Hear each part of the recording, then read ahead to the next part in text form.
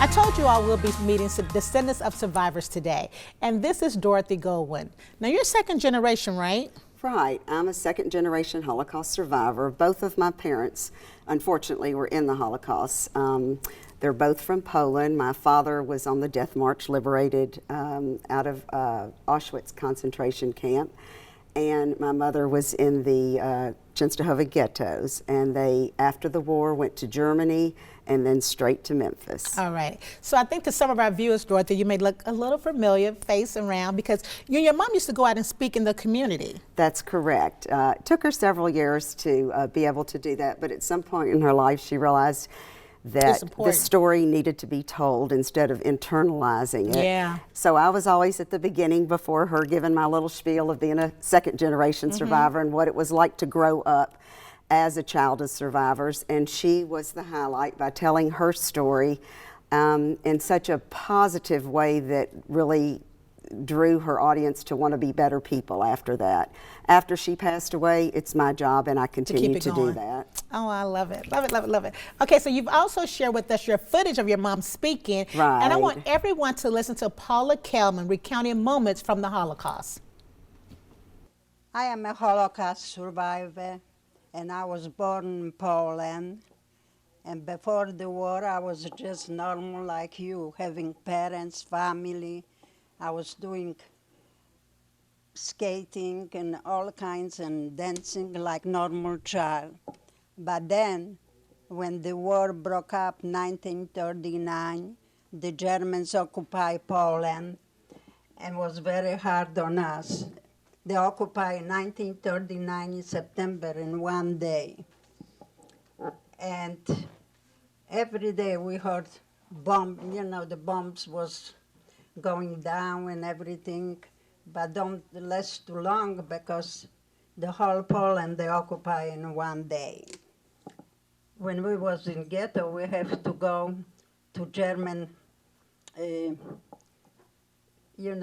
Germans and clean their houses, polish their shoes and everything. Then we walk again with the dogs, German Shepherd, and with the rifles. And then was a Polish housekeeper there at the German family. Then she gave us a little hamburger with bread, and that was for us a big treat. Because in ghetto we don't have no food, we just have one piece of bread and one cup of soup, and it was like leaves. There was no food.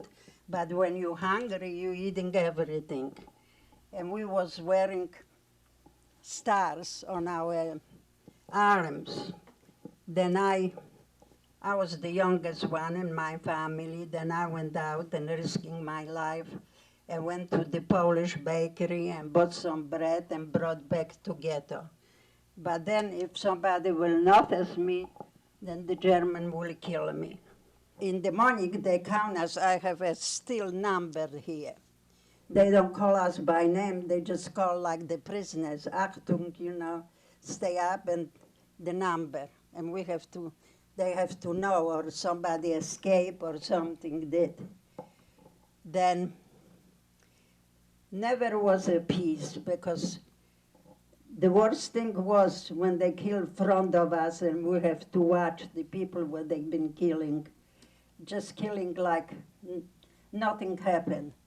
You cannot kill a dog, but they've been killing the people like to them don't mean nothing. Every day they've been doing different things and punish us because we've been Jews.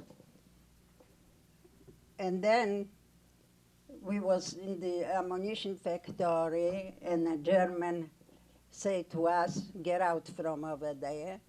And he talked to another one, and they've been intent to send us to Auschwitz-Buchenwald that same day. But the bombs started to run, and they ran away, and our boys, they took the rifles on, and they said, oh, we're free. And we were so scared to get out. Then the next morning, the Russian came to Poland in 1945, in January, and they liberated us. But we were so scared to go. When you live in fear, you don't know where to go. And that was my city where I was born. And the Russians say to us, here is food and everything, and you free, you can go wherever you want. When I came here, I was kissing the ground. I was so happy that I'm here, because no country is like here.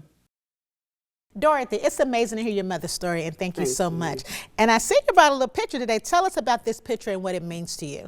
Well, after my mom passed away, I, of course, had to clean her house out. And as I was going through a drawer, she always collected notepads. And I find on a notepad in her handwriting, "Do not hate. It will destroy you. We must live together in peace."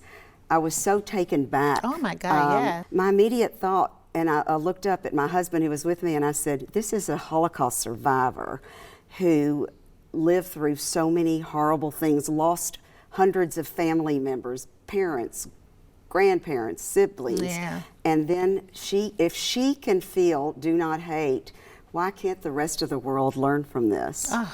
And it just shows you where her heart was at, even through it Right, all. She right. still believed in do not hate. And we Heal. all need to take a lesson from that. Absolutely. Thank you so much, Ms. Dorothy, for coming on and sharing. Thank What you. a beautiful sentiment. After the break, we'll look at what led to the Holocaust. And stick with me for our community discussion on moving forward and lessons we can all learn from history. See you guys in a minute.